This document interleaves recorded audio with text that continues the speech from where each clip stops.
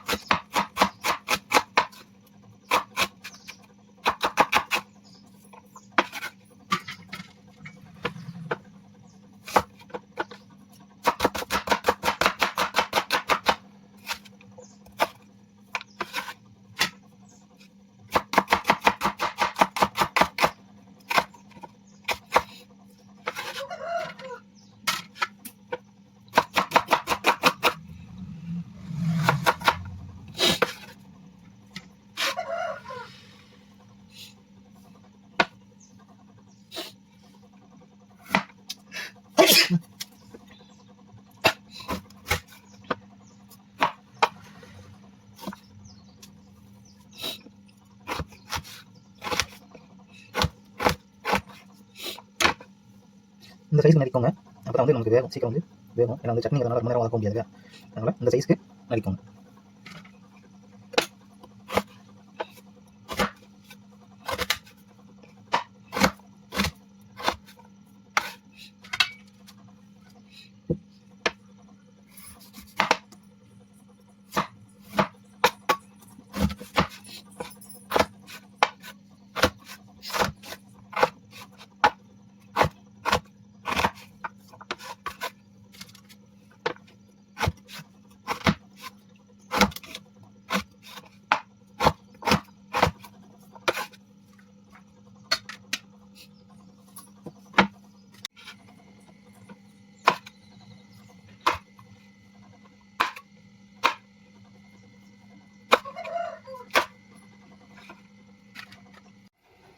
இப்போ அடுப்பு பற்ற வச்சிடலாம்.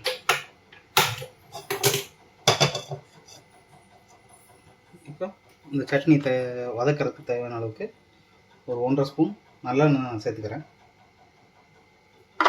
ஏன்னா கொய்யாக்காயெல்லாம் கொஞ்சம் வதங்கணும், அதனால் ஆயில் கொஞ்சம் அதிகமாக சேர்த்துக்கோங்க. ஆயில் சூடாகட்டும். ஆயில் சூடாகிடுச்சு. இப்போ நம்ம எடுத்து வச்சுக்கிற 1 ஸ்பூன் கடலைப்பருப்பு, 1 ஸ்பூன் உளுந்தம்பருப்பு இதில் சேர்த்துக்கலாம். சேர்த்து லைட்டாக ஃப்ரை பண்ணிக்கோங்க.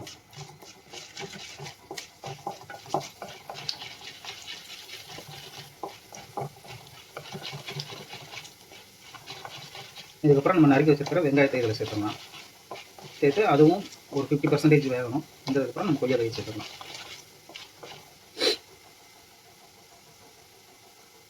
நல்லாயிருக்கும், ஒரு டேஸ்ட்டாக இருக்கும் கொய்யாக்காய். ஏன்னா வந்து அது வந்து காயாக சேர்த்துக்கிட்டிங்கன்னா கொஞ்சம் துவர்ப்பு தன்மையும் இருக்கும். இனிப்பும் இருக்கும். குழந்தைகளுக்குலாம் நல்லா விரும்பி சாப்பிடுவாங்க. இட்லிக்கும் தோசைக்கும் சூப்பராக இருக்கும். ட்ரை பண்ணி பாருங்கள். காரம் வந்து நீங்கள் பார்த்து சேர்த்துக்கோங்க. நான் வந்து கொஞ்சம் காரம் அதிகமாக சேர்த்துருக்கிறேன். 3 பச்சை மிளகாய் சேர்த்துருக்கேன். நீங்கள் வந்து பார்த்து சேர்த்துக்கோங்க. இப்போ வெங்காயம் போட்டுக்கலாம்.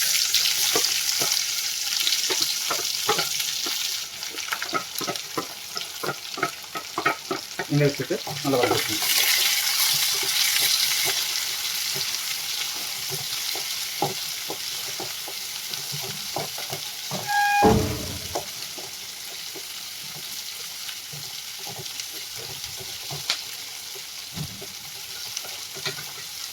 வரமிளகாயும் எடுத்துக்கலாம், பட் வந்து தக்காளியும் சேர்த்துக்கலாம்.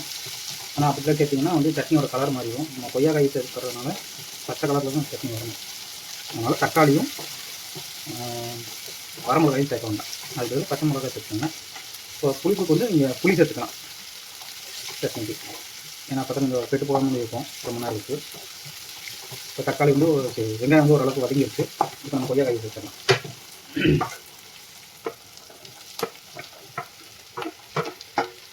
கொய்யாக்காய் வந்து ஏன் காயை சேர்க்க சொல்கிறேன்னா, பழமாக இருந்துச்சுன்னா சோசம் போயிடும் ஒரு மாதிரியா, ரொம்ப இனிப்பாகவும் இருக்கும்.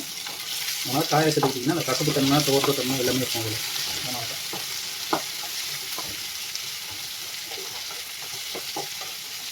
இப்போ இந்த கொய்யாக்காய் வேகிறதுக்கு ஒரு ஸ்பூன் தேவையான அளவுக்கு உப்பு சேர்த்துக்கலாம். ஒரு 1/2 ஸ்பூன் சேர்த்துக்கிறேன். நான் கொய்யாக்காய் வேகணும் இல்லை.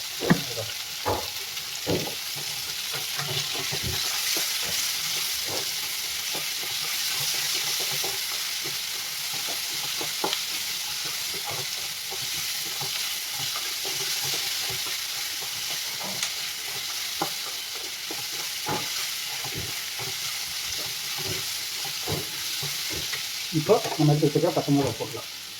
நான் 3 பச்சை மிளகாய் எடுத்துருக்கேன்.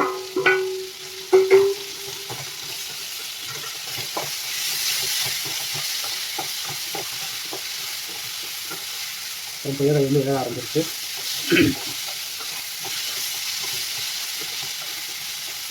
பச்சை மிளகாய் போட்டு ஒரு 1 நிமிஷம் வதக்கினா போதும். கொய்யாக்காயோட கலர் வந்து மாற ஆரம்பிச்சிருக்கு. இப்போது ஒரு கொத்து கருவேப்பிலை, ஒரு கைப்பிடி அளவுக்கு கொத்தமல்லி, மீதியை இதில் சேர்த்துக்கணும். சேர்த்துட்டு இதை நல்லா வதக்கி விட்டுணும்.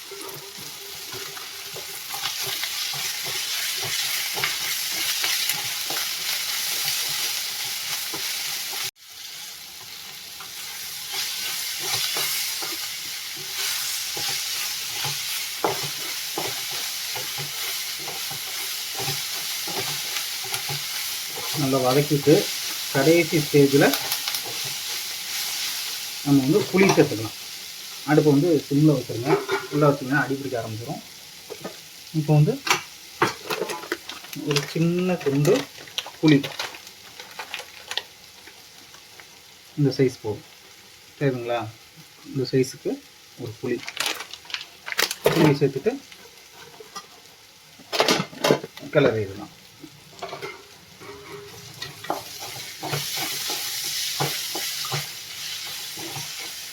உப்பு வந்து மறுபடியும் நீங்கள் அரைக்கும் போது பார்த்து போட்டுக்கோங்க.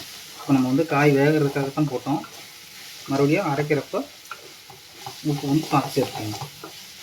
அவ்வளோதான். இப்போ அடுப்பு ஆஃப் பண்ணிவிட்டு இதை ஆற வச்சு மிக்ஸி ஜாரில் சேர்த்து அரைச்சிடலாம்.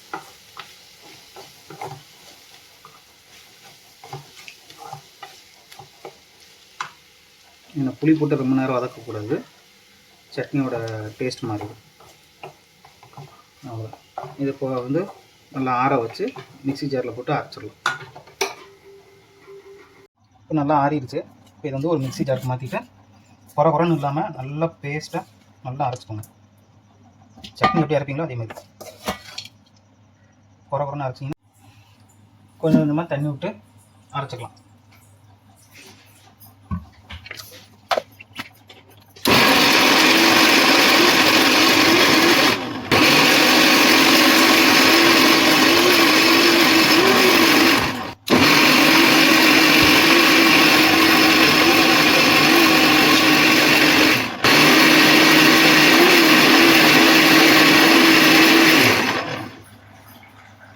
அவ்வளோதான், சட்னி தயாராகிடுச்சு.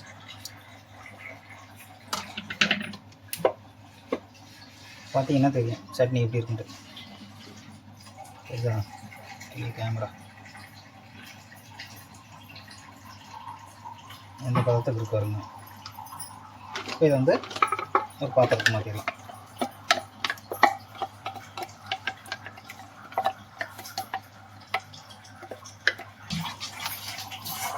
உங்களுக்கு எந்த அளவுக்கு தண்ணி வேணுமோ ஊற்றிட்டு தண்ணி கலந்துக்கோங்க.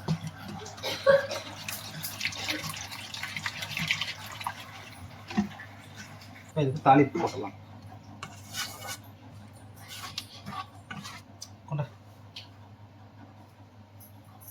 இப்போ தாளிப்பு சேர்த்துலாம்.